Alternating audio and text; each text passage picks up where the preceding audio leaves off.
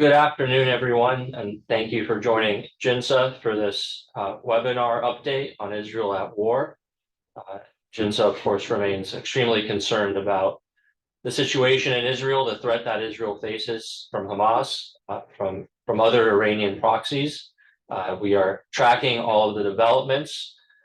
We've been doing steady updates of webinars, so please look out for those. Tomorrow, in fact, we'll be joined by Lieutenant General Tom Trask and Lieutenant Colonel Jeff Korn to talk about their work assessing past Gaza conflicts that Israel has fought and what that might mean for the future, what that means for the United States.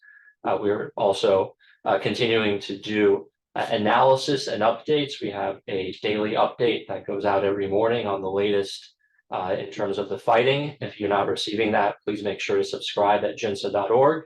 As well as producing recommendations and other analysis. We have a set of recommendations for Congress that was posted to our website at jinsa.org this afternoon, and an excellent op-ed by our CEO and President Michael Makovsky in the New York Post that you can read there as well.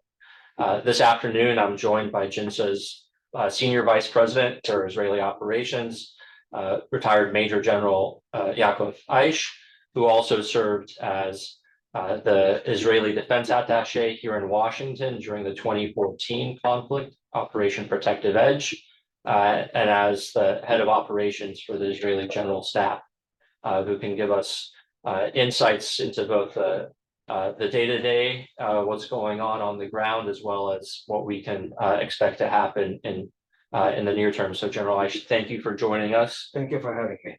I wanted to start with the alarming news that many of us got around lunchtime here in DC of a possible air incursion from Lebanon, from the northern border.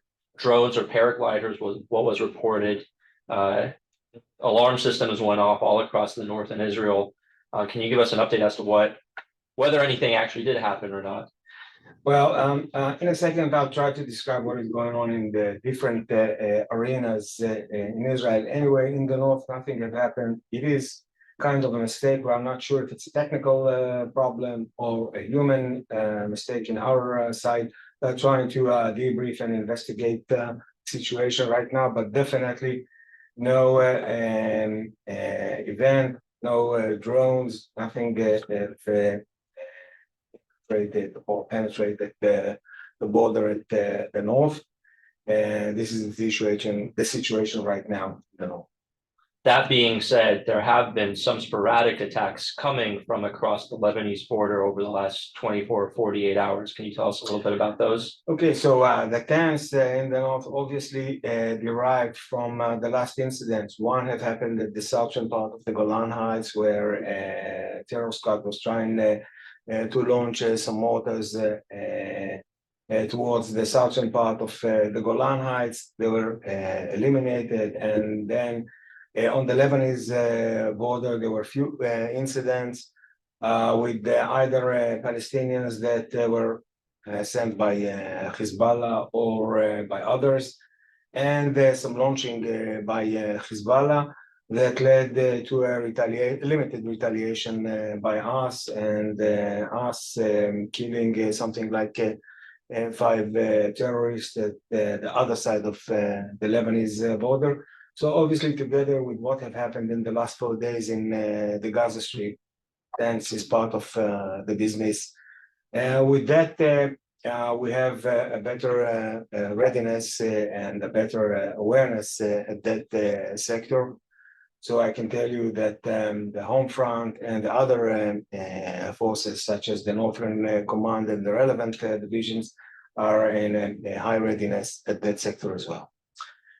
Given that there have been these sporadic attacks by Hezbollah, or at least other forces coming across the border from Lebanon, do we interpret that as a signal of intent from Hezbollah to get involved? Do we think that they're largely still deterred? What is the analysis as to what Hezbollah will do?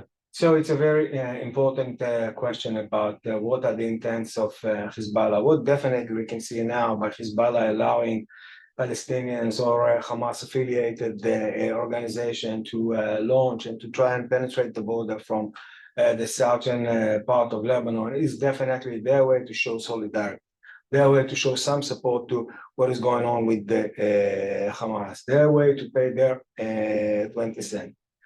This is one aspect of what they're doing. The second aspect, I assume, is them watching the southern arena, mainly Gaza, mainly what is going on over there, and calculating their next moves.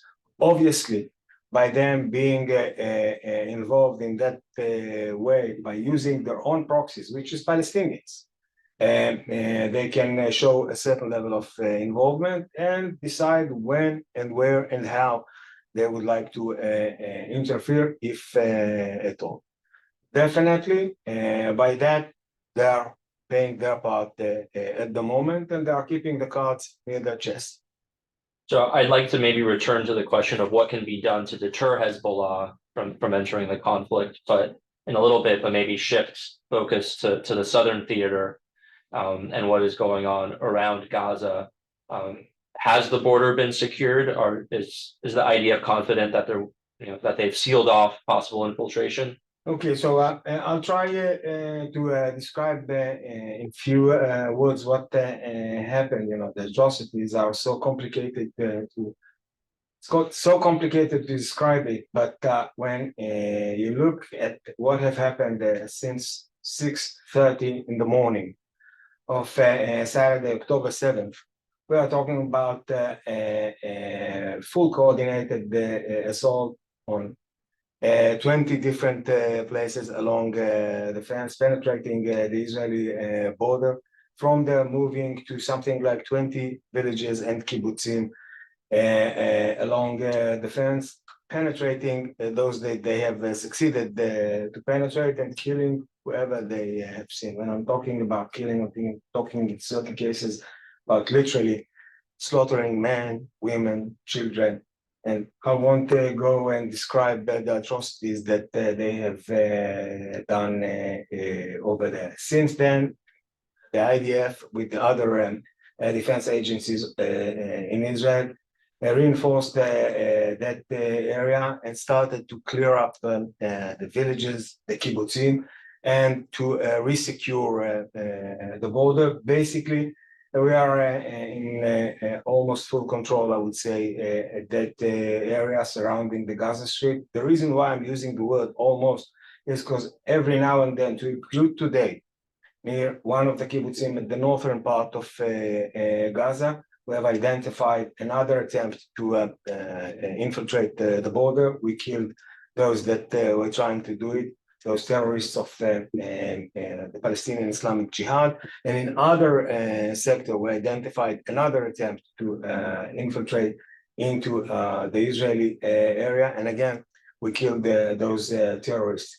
So we are not 100% sure that the area is clear. We are still clearing the area surrounding the villages, surrounding the kibbutzim, making sure that no one is hiding under the buildings, in the shelters, in the fields, or elsewhere.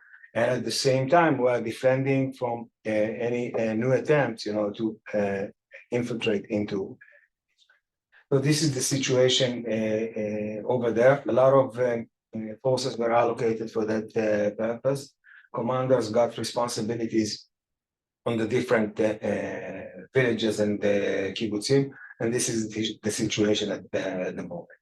Having said that, the IDF is dealing offensively with what is going on in the Gaza Strip, and for that sense, mainly the Air Force, but not only the Air Force, is very active. We are going according to their strategic goal that was defined by Israeli government, to destroy Hamas capabilities, and therefore we are going for their HQs, the depots, launching pads, labs, and the whole military infrastructure.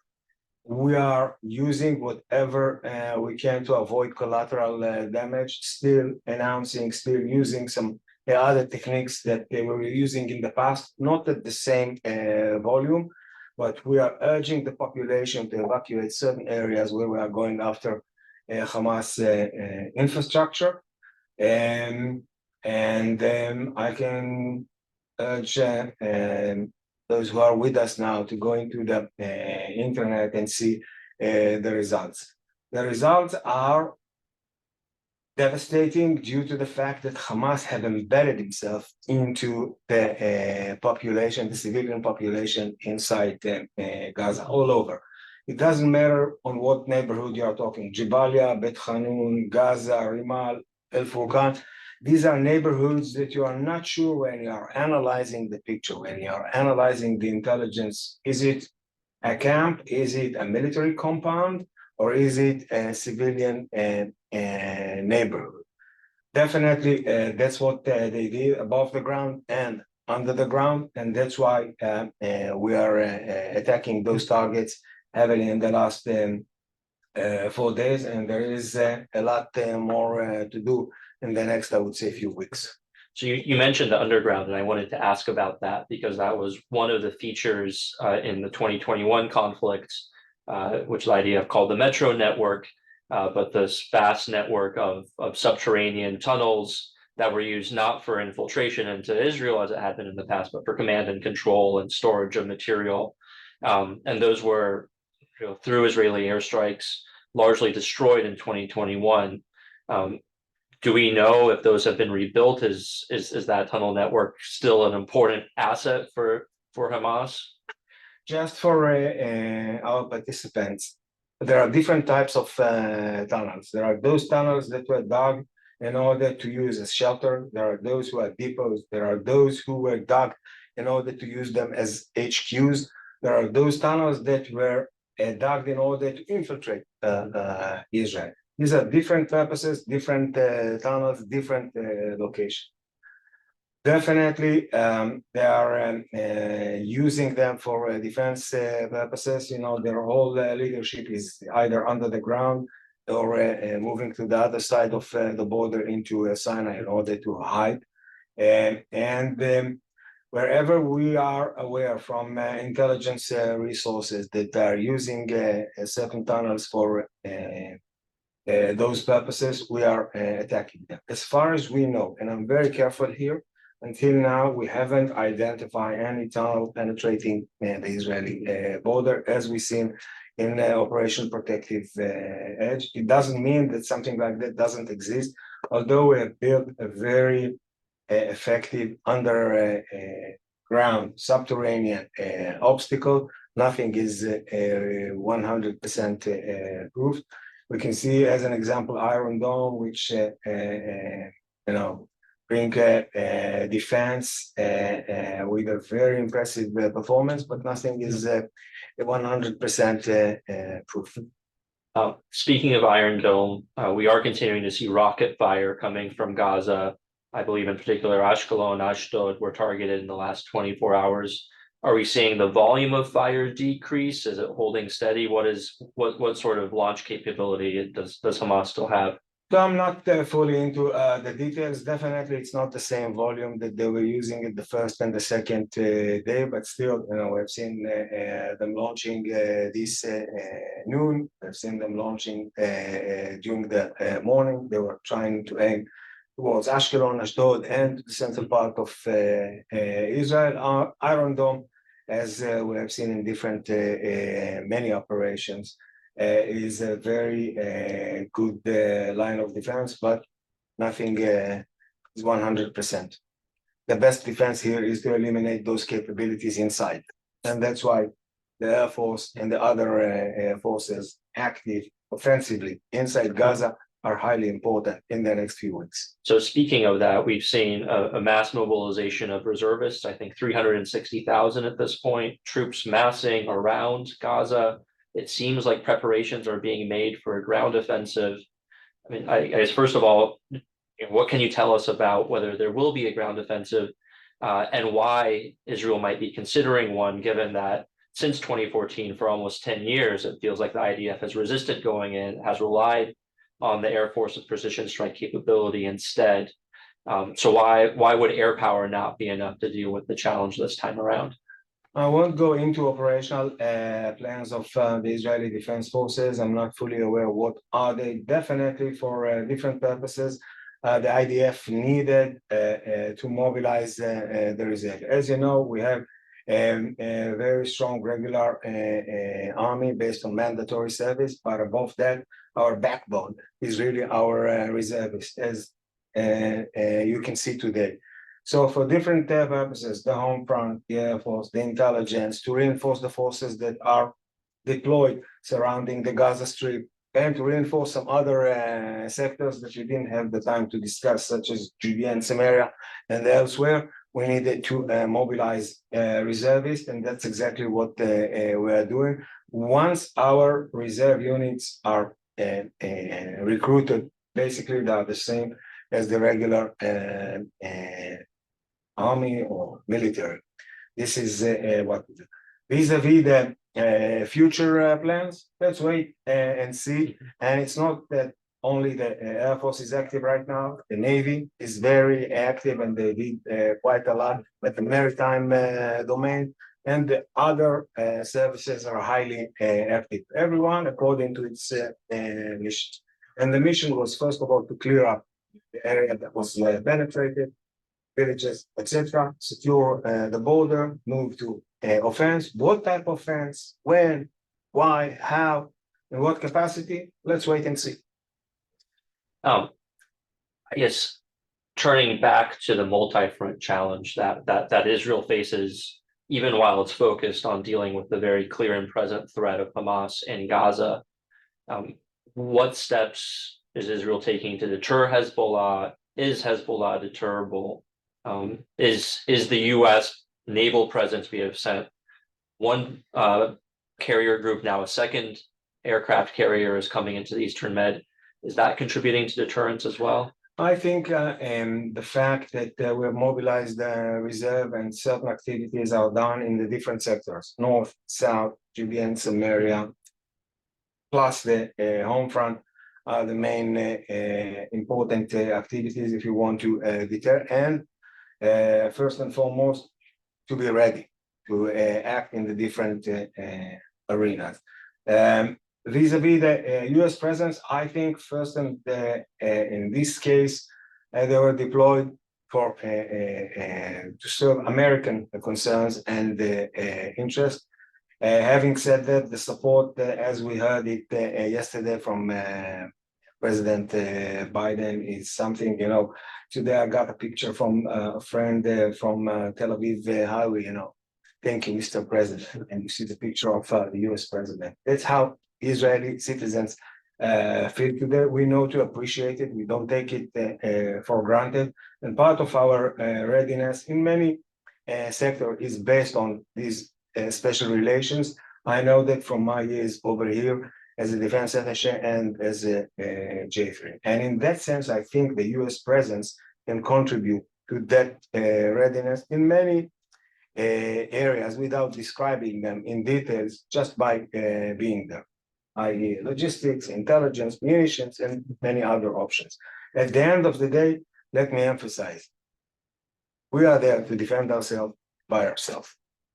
And I assume that the US presence have some other concerns in that region as well. And I believe reports came that the first plane from the United States with supplies, with munitions, arrived in Israel last night. Yeah, 50 years after the Yom Kippur War, when the US wants to expedite resupply and replenishment to the Israeli Defense Forces, to Israel, they know how to do it. They've proven that back then, 50 years ago, and they've proven it many other occasions, plus yesterday. And this is only the beginning. When we are talking about readiness, it's not only for tomorrow or the next week, it's also for the next weeks or months. And that's why I think this supply chain, these unique strategic relations are so important. And could you speak a little bit to sort of what equipment, what weapons, what needs Israel is counting on the U.S. for most urgently or most important to the Israeli war effort? When I'm thinking about the current escalation, which is not the peak, it's only the beginning, I'm afraid, unfortunately. And I'm thinking about the future. I can think in terms of offensive munition, mainly PGMs, all type. I won't go into too many details that are highly relevant to different sectors, especially if you want to be very precise, very effective, and to avoid collateral damage. Second element that we have seen right after 1 year of the war is the ability to replenish immediately the interceptors, the amount of interceptor after us consuming them in order to defend Israel and to be ready to the different sectors. We have seen such a replenishment based on US support of $1 billion after Guardians of the World. I assume that we will see one like that soon due to the current operation. It is highly important. And there are many other elements. I won't describe them, but it is mainly to be ready at the day after the escalation, not necessarily immediately. For the immediate purposes, usually we are very much ready. So I wanted to maybe pivot and end by asking you about Iran's role in this, because we've seen on the one hand, the White House has come out and talked about Iran being broadly complicit, I believe is the term they used. But then we've also seen reporting that they haven't found any evidence of Iran's direct involvement. I think today there's reporting that says that the U.S. intelligence has found that the Iranians were surprised by this attack, didn't know it was coming. So what are we to make of what Iran's role in this was? You don't have to try too much to see that they are equipping Hamas, funding Hamas, training Hamas, visiting them, meeting them, coordinating with them. We saw it in Lebanon. We saw it elsewhere. And after all of that, to say that they didn't know or they are not behind it, you have to be blind. All you have to do is to look at that. It's not too sophisticated. You don't need too much intelligence for that. And those who needs to know that fact, I assume, know it very well. It's quite obvious. Iran is orchestrating the whole arena. You can see them with Hamas. You can see them with the Palestinian Islamic Jihad. You can see them behind the Hezbollah. Again, with everything, not only funds, not only training, but also equipment. You can see them with the Shia militia in Iraq, in Syria. You can see them behind the Houthis in Yemen. Behind every evil in the region, you can find Iran. And here we are talking about horrific things that an organization that called themselves a political party executed. What we have seen is, and I don't want to compare them to animals. I don't know to whom to compare what they have done. They were not human beings after what we have seen. And behind them, it's Iran, as they are behind Hezbollah. Meanwhile, we've heard Iranians, including Supreme Leader Khamenei, deny any role in the attack. Some have interpreted that as trying to avoid being caught up, avoid being giving Israel a reason to retaliate against them. Does that also mean that they might be deterred from getting involved? Is Iranian involvement something that that we need to be worried about beyond Hezbollah or other Iranian proxies? Please, Iran's strategy is not to fight with their own people. They prefer to pay and to have those that will fight with them. For them. We can see it with Hezbollah. That's what they're doing with Hezbollah for more than 2 decades. That's why they invested so much in Hezbollah. And then they're activating him when they want. The same with the Shia militia in Iraq. The same you can see with the militia in Syria. The same with the Houthis in Yemen. And they're doing the same now with Hamas. They prefer others to fight with for them. This is Iran's strategy. And for that, they are paying. For that, they are behind those proxies with funds, training, doctrine, equipment, etc. That's why it's so crucial to use the sanctions again against Iran by releasing $6 billion to Iran. That's what you are allowing. By allowing them to trade with oil and to get the money or a $100 a barrel, $80 a barrel. That's what you are allowing. They are not fighting, they are activating proxies all over. And that's what we see surrounding us. Do you think it's possible to convince the Iranians to now deactivate those proxies, to stand down Hamas, Hezbollah, to try to de-escalate the situation? I think it's a very big question. The only way to change the way that the Iranians are acting is by creating the relevant deterrence. And that deterrence has to be based on other tools, such as military credible threat and the sanctions. And we are far from that. To that point, let me ask you, are the US battle carrier groups in the right place? I think after what I have said about Iran, it's quite clear what I have in mind, but at the end of the day, it's an American decision. Well, thank you, General Aish. Unfortunately, we weren't able to be joined today by Major General Yaakov Amidror.